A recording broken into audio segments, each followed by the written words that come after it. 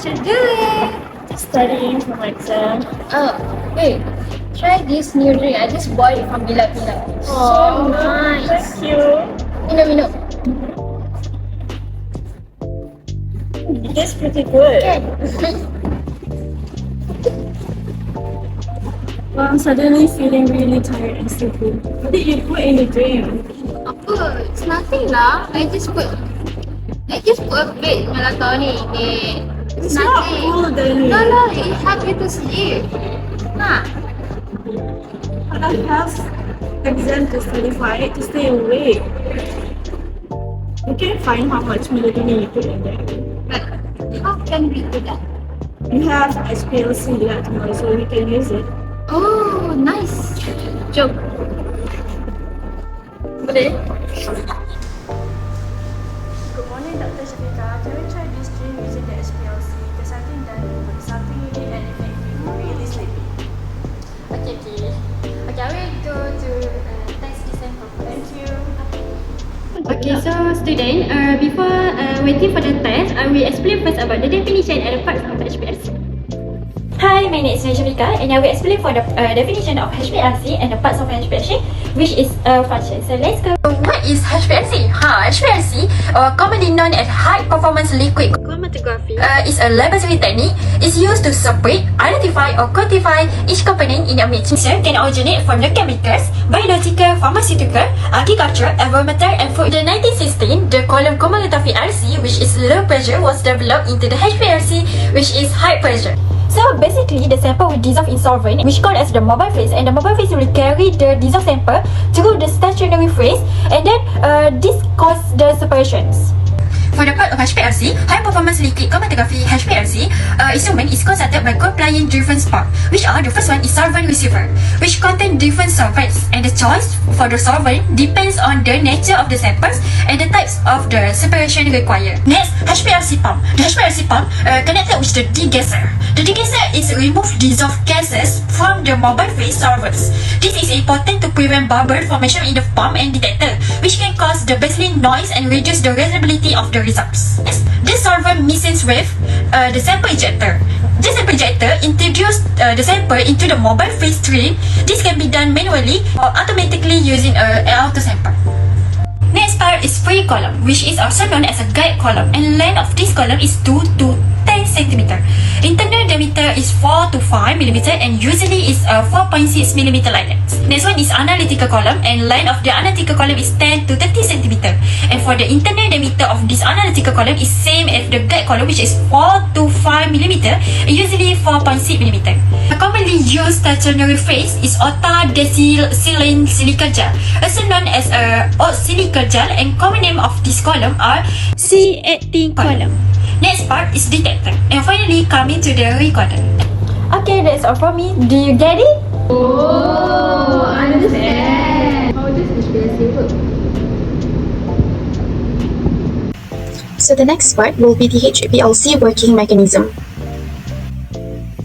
So in this system, the solvent are mixed, then it is moved to the degasser. In the degasser, the gas bubbles are removed from the stream using vacuum pumps. The vacuum pumps suck the bubble from this semi-permeable tube. All the bubbles are moving from the stream to the vacuum pump. The solvent are mixed by the mixer. If only a single solvent is used, no mixing needed. Then, the sample moves through the high-pressure pump.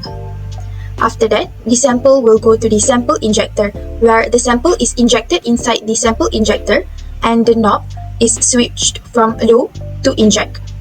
Or there is also an auto-sampler mechanism that automatically introduces sample, allowing for high true output and also predictability.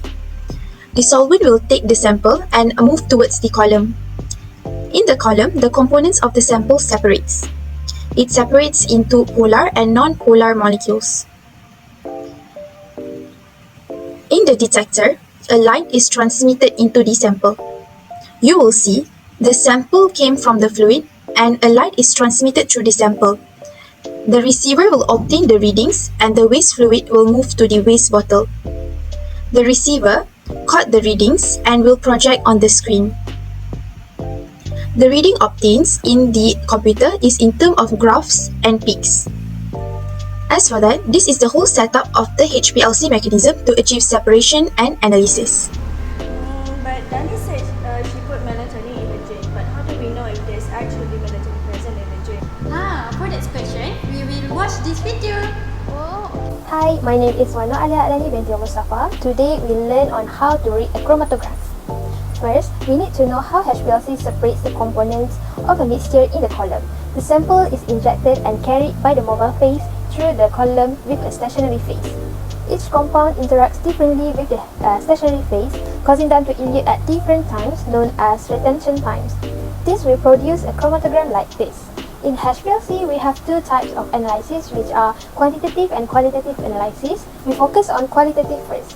Retention time is displayed at x-axis on chromatogram, and this is the time that it takes the sample when it was injected into the column to run through the set column and axis. Y-axis is the measured response of the analyte peak in the detector. So baseline shows the signals from the detector when no analytes are emitted from the column. So the baseline should be low and straight. High or irregular baseline is bad and it is a problem. So next, we detect the separated analytes using a UV-vis detector, which measures the absorbance at specific wavelengths. So for example, melatonin absorbs strongly at 223 nanometer. So by comparing the retention times and absorption spectrum with known standards, we can identify each analyte. So for example, here I got two chromatograms. So by comparing the different peak of our sample in terms of retention time and shape to that of known compound, we can identify the different compound present in our sample. Furthermore, the concentration of a compound can be determined by taking the peak area and comparing it to an example calibration curve of the same compound at different concentrations. Now let's move to quantification analysis, which is to measure the concentration of a sample. So the area under the curve of each peak in the chromatogram is proportional to the analyte's concentrations. So we integrate this area to obtain a value. So to determine the concentration, we use a standard curve. This is created by plotting peak areas of known concentrations. For example, if our standard curve equation is y equal to 10x and the peak area for melatonin is 75, we substitute 75 for y and solve for x, giving us a concentration of 7.5 microgram per mil. So this method allows us to accurately measure analyte concentrations. But that is a factor that we are affecting the resolution. So we watch the next video for that. Hi, my name is Hanatalia, and today we are going to explore the factor that can affect resolution in high-performance liquid chromatograph. Factor separation of analyte in minimum time is crucial for accurate analysis. Let's start. Resolution in HPLC refers to the effective separation of analyte in the shortest possible time. The resolution is influenced by three main factors: retention, selectivity, and efficiency. Retention measures how long an analyte is held back on the chromatographic column. It is crucial to ensure the analyte stays long enough in the column for proper separation. The retention time is the time it takes for an analyte to travel through the column, and it is important for identifying the analyte. Selectivity, or the separation factor, is the ability of the chromatographic system to chemically distinguish between sample components. Improving selectivity can be achieved by composition of mobile phase, using polar and non-polar solvent. Another is pH of element, especially for compound with an ionizable group. Lastly is temperature. Although temperature has a minimal effect, it can still improve selectivity. Efficiency in HPLC is indicated by a higher plate count, which means more efficient separation. It is a measure of the dispersion of the analyte bank. To improve efficiency, we can use a different type of column, use a longer column, and use column type with different stationary phase, and lastly, use stationary phase with different particle size. There are also other separate factors that can affect resolution in HPLC. Firstly is air bubble. Air bubble in the vacuum matrix of mobile phase can disrupt the flow and separation process. Another is temperature.